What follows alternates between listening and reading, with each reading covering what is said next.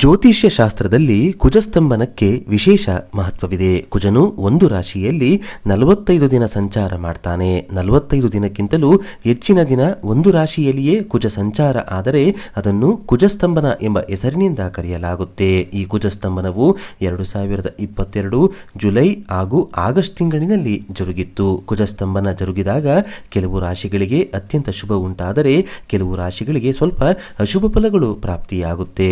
2024ರಲ್ಲಿ August 27ರಿಂದ October 21ರ ತನಕ ಮಿಥುನ ರಾಶಿಯಲ್ಲಿ ಕುಜನು ಸಂಚರಿಸುತ್ತಾನೆ. ಅಂದರೆ 45 ದಿನಕ್ಕಿಂತಲೂ ಹೆಚ್ಚಿನ ದಿನಗಳ ಕಾಲ ಮಿಥುನ ರಾಶಿಯಲ್ಲಿಯೇ ಸಂಚರಿಸಲಿದ್ದಾನೆ. ಅಂದರೆ 55 ದಿನಗಳ ಕಾಲ ಇದೇ ರಾಶಿಯಲ್ಲಿ ಕುಜ ಸಂಚಾರ ನಡೆಯುತ್ತೆ. ನಂತರ ಅಕ್ಟೋಬರ್ 21ನೇ ತಾರೀಕಿನಿಂದ 2025 ಜನವರಿ 22ನೇ ತಾರೀಕಿನವರೆಗೂ ಕೂಡ ಕರ್ಕಾಟಕ ರಾಶಿಯಲ್ಲಿ ಕುಜ ಸಂಚಾರ ಮಾಡ್ತಾನೆ. ಅಂದರೆ ಸರಿಯಾಗಿ 92 ದಿನ ಕರ್ಕಾಟಕ ರಾಶಿಯಲ್ಲಿಯೇ ಸಂಚರಿಸುತ್ತಾನೆ. ಮತ್ತೆ ಕುಜನು ಬಹಳ ವಿಶೇಷವಾಗಿ 2025 ಜನವರಿ 22ನೇ ತಾರೀಕಿನಿಂದ ಏಪ್ರಿಲ್ 3ನೇ ತಾರೀಕಿನವರೆಗೂ ಮಿಥುನ ರಾಶಿಯಲ್ಲಿ ಚಲಿಸಲಿದ್ದಾನೆ. ಮಿಥುನ ರಾಶಿಯಲ್ಲಿ 81 ದಿನ ಕುಜನು ಸಂಚರಿಸುತ್ತಾನೆ. ಒಟ್ಟಾರೆಯಾಗಿ 81 ದಿನ ಹಾಗೂ 55 ದಿನ ಎರಡನ್ನ ಕೂಡಿದಾಗ 136 ದಿನಗಳ ಕಾಲ ಕುಜನು ಮಿಥುನ ರಾಶಿಯಲ್ಲಿಯೇ ಸ್ತಂಭಿಸುತ್ತಾನೆ. ಕುಜ ಸ್ತಂಭನದಿಂದ ಮಿಥುನ ರಾಶಿಗೆ ಫಲಗಳು ಚೆನ್ನಾಗಿರೋದಿಲ್ಲ. ಈ ಸ್ತಂಭನದ ಪ್ರಭಾವದಿಂದ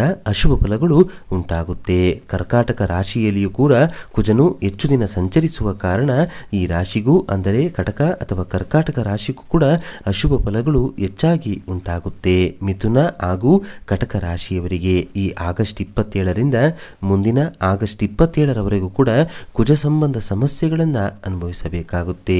ಎರಡೂ ರಾಶಿಯನ್ನು ಬಿಟ್ಟು ಮೀನರಾಶಿಗೆ ಮೇಷರಾಶಿಗೆ ಸ್ವಲ್ಪ ಕೆಡುಕು ಉಂಟಾಗುತ್ತೆ. ನಂತರ ವೃಶ್ಚಿಕ ಹಾಗೂ ಧನಸ್ಸು ರಾಶಿಯವರಿಗೂ ಕೂಡ ಅಷ್ಟಮ ಕುಜ ಸಮಸ್ಯೆಗಳು ಎದುರಾಗುತ್ತೆ.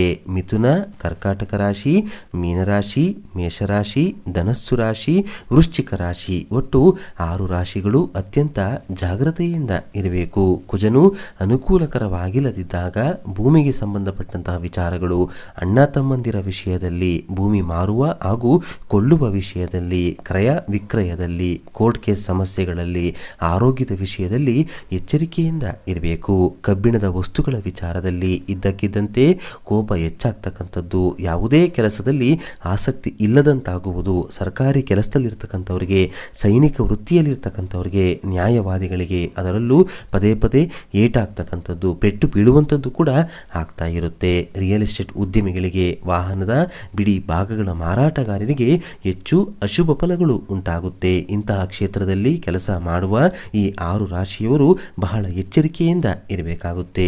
ಕುಜಸ್ತಂಭನದಿಂದ 3 ರಾಶಿಗಳಿಗೆ ಮಾತ್ರ ಅತ್ಯಂತ ಶುಭ ಫಲಗಳು ಪ್ರಾಪ್ತಿಯಾಗುತ್ತೆ. ಆ 3 ರಾಶಿಗಳಲ್ಲಿ ಮೊಟ್ಟ ಮೊದಲನೆಯ ರಾಶಿ ಮೇಷರಾಶಿ. ಯಾವಾಗಲಾದರೂ ಸರಿ ಜನ್ಮ ರಾಶಿಯಿಂದ ಲೆಕ್ಕ ಹಾಕಿದಾಗ 3, 6, 11ನೆಯ ರಾಶಿಯಲ್ಲಿ ಕುಜನ ಸಂಚಾರ ಆದರೆ ಆ ಸಂಚಾರದ ಫಲವಾಗಿ ವಿಶೇಷ ರಾಜಯೋಗ ಏರ್ಪಡುತ್ತೆ.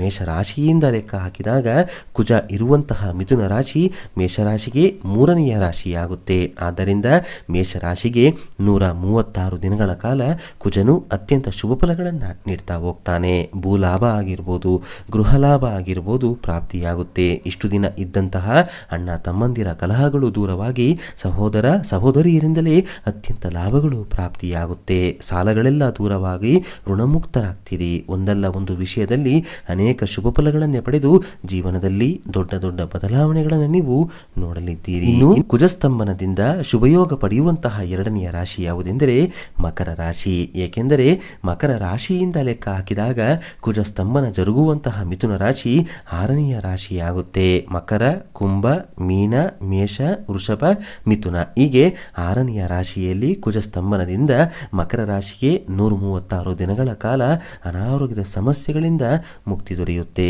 ಭಯಂಕರವಾದಂತಹ ಋಣಬಾಧೆಗಳು ಅಂದರೆ ಸಾಲದ ಸಮಸ್ಯೆಗಳಿಂದ ಶೀಘ್ರವಾಗಿ ಮುಕ್ತರಾಗುವಿರಿ. ಶತ್ರುಗಳು ನಿಮ್ಮ ಮಾತಿಗೆ ಮನ್ನಣೆಯನ್ನ ನೀಡ್ತಾರೆ. ನೀವು ಹೇಳಿದ್ದೇ ಸರಿ, ನೀವು ಮಾಡಿದ್ದೇ ಸರಿ ಎಂದು ಹೇಳ್ತಾರೆ. ಶತ್ರುತ್ವ ತೊಲಗಿ ಶತ್ರುಗಳು ಕೂಡ ಮಿತ್ರರಾಗ್ತಾ ಹೋಗ್ತಾರೆ. ಭೂಲಾಭ, ಗೃಹ ಲಾಭದ ಜೊತೆಗೆ ಎದುರಿನವರ ದೃಷ್ಟಿ ಅಸೂಯೆಯಿಂದ ಮುಕ್ತಿಯನ್ನು ನೀವು ಹೊಂದುವಿರಿ. ರಿಯಲ್ ಎಸ್ಟೇಟ್ ಉದ್ಯಮದಲ್ಲಿ ಅನೇಕ ಲಾಭಗಳು ಉಂಟಾಗಿ ಹಣದ ಸಂಪಾದನೆ ಕೂಡ ಹೆಚ್ಚಾಗ್ತಾ ಹೋಗುತ್ತೆ. ನಾನಾ ಕ್ಷೇತ್ರಗಳಲ್ಲಿ ಹೆಚ್ಚಿನ ಆದಾಯವನ್ನು ಗಳಿಸಿ ಉತ್ತಮ ಜೀವನವನ್ನು ನೀವು ನೀವು ಪಡೆಯಲಿದ್ದೀರಿ. ಇನ್ನು ಕುಜಸ್ತಂಭನದಿಂದ ರಾಜಯೋಗವನ್ನು ಪಡಿತಕ್ಕಂತಹ ಮೂರನೆಯ ರಾಶಿ ಯಾವುದೆಂದರೆ ಸಿಂಹರಾಶಿ. ಸಿಂಹರಾಶಿಯಿಂದ ಲೆಕ್ಕ ಹಾಕಿದಾಗ ಕುಜಸ್ತಂಭನ ಜರುಗುವಂತಹ ಮಿಥುನ ರಾಶಿ 11ನೆಯ ಮನೆಯಾಗುತ್ತೆ, 11ನೆಯ ರಾಶಿಯಾಗುತ್ತೆ. ಆಗಲೇ ತಿಳಿಸಿದ ಹಾಗೆ 3, 6, 11ನೆಯ ಮನೆಯಲ್ಲಿ ಕುಜ ಸಂಚಾರ ಆದರೆ ಅತ್ಯಂತ ಶುಭ ಫಲಗಳು ಉಂಟಾಗುತ್ತೆ. ಸಿಂಹರಾಶಿಗೂ ಕೂಡ 136 ದಿನಗಳ ಕಾಲ ಮುಟ್ಟಿದ್ದೆಲ್ಲ ಬಂಗಾರವಾಗುವಂತಹ ಸಮಯ ಪ್ರಾಪ್ತಿಯಾಗುತ್ತೆ. ಆರ್ಥಿಕವಾಗಿ ಏಳಿಗೆಯನ್ನು ಪಡೆಯಲಿದ್ದೀರಿ. ಕುಟುಂಬದಲ್ಲಿ ನೆಮ್ಮದಿ ಹೆಚ್ಚಾಗ್ತಾ ಹೋಗುತ್ತೆ. ಸಹೋದರಿಯರಿಂದ ಅನೇಕ ಸಹಾಯ ನಿಮಗೆ ಪ್ರಾಪ್ತಿಯಾಗ್ತಾ ಹೋಗುತ್ತೆ. ಭೂಮಿಯಿಂದ ಲಾಭ ಉಂಟಾಗುತ್ತೆ.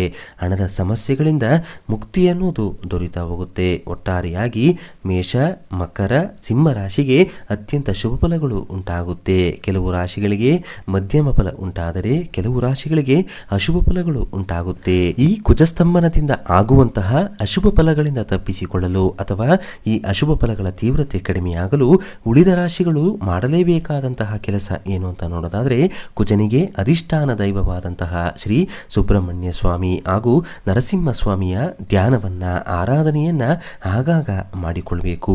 ಮಂಗಳವಾರದ ದಿನದಂದು ಆದಷ್ಟು ನರಸಿಂಹ ಸ್ವಾಮಿಯ ದರ್ಶನ, ಸುಬ್ರಹ್ಮಣ್ಯೇಶ್ವರ ಸ್ವಾಮಿಯ ದರ್ಶನವನ್ನ ಮಾಡಿ ಮನೆಗೆ ಬರಬೇಕು. ಸುಬ್ರಹ್ಮಣ್ಯ ಕರಾವಲಂಬ ಸ್ತೋತ್ರ, ಲಕ್ಷ್ಮೀ ನರಸಿಂಹಸ್ವಾಮಿ ಕರಾವಲಂಬ ಸ್ತೋತ್ರವನ್ನ ಹೇಳುತ್ತಾ ಅಥವಾ ಕೇಳುತ್ತಾ ಬಂದರೂ ಶುಭ ಫಲಗಳು ಪ್ರಾಪ್ತಿಯಾಗುತ್ತೆ. ಈ ಸುಲಭ ಪರಿಹಾರವನ್ನ ಉಳಿದ ರಾಶಿಗಳು ತಪ್ಪದೆ ಪಾಲಿಸಬೇಕು. ಇದರ ಜೊತೆಗೆ ನೆನೆಸಿದ ಕಾಳುಗಳನ್ನ ಬೆಲ್ಲದೊಂದಿಗೆ ಬೆರೆಸಿ ಮಂಗಳವಾರದ ದಿನ ಗೋಮಾತೆಗೆ ತಿನ್ನಿಸಿ ನಮಸ್ಕಾರವನ್ನ ಮಾಡಿಕೊಳ್ಬೇಕು. ಈ ಸುಲಭ ಪರಿಹಾರಗಳನ್ನು ಪಾಲಿಸ್ತಾ ಉಳಿದ ರಾಶಿಗಳು ಕುಜನ ಆರಾಧನೆಯನ್ನ ಈ ವಿಧವಾಗಿ ಮಾಡಿಕೊಳ್ಬೇಕು. ನೋಡಿದ್ರಲ್ಲ, ಕುಜ ಸ್ತಂಭನದಿಂದ ಆಗ್ತಕ್ಕಂತಹ ಶುಭ ಫಲಗಳು ಅಶುಭ ಫಲಗಳು ಯಾವುದು ಅಂತ ಇವತ್ತಿನ ಈ ವಿಡಿಯೋದಲ್ಲಿ ತಿಳಿಸ್ಕೊಟ್ಟಿದ್ದೀವಿ. ಈ ಮಾಹಿತಿ ನಿಮ್ಗೆ ಇಷ್ಟ ಆದರೆ ತಪ್ಪದೇ ನಿಮ್ಮ ಇಷ್ಟ ದೇವರ ಹೆಸರನ್ನು ಬರೆದು ಈ ವಿಡಿಯೋನ ಪ್ರತಿಯೊಬ್ಬರಿಗೂ ಕೂಡ ಶೇರ್ ಮಾಡಿ. ಮುಂದಿನ ಬಾರಿ ಮತ್ತೊಂದು ವಿಶೇಷ ದೈವ ಮಾಹಿತಿಯೊಂದಿಗೆ ನಮ್ಮ ದೇಗುಲ ದರ್ಶನ ಕರ್ನಾಟಕ ಚಾನಲ್ ಮುಖಾಂತರ ಭೇಟಿಯಾಗೋಣ. ಧನ್ಯವಾದ ಸ್ನೇಹಿತರೆ.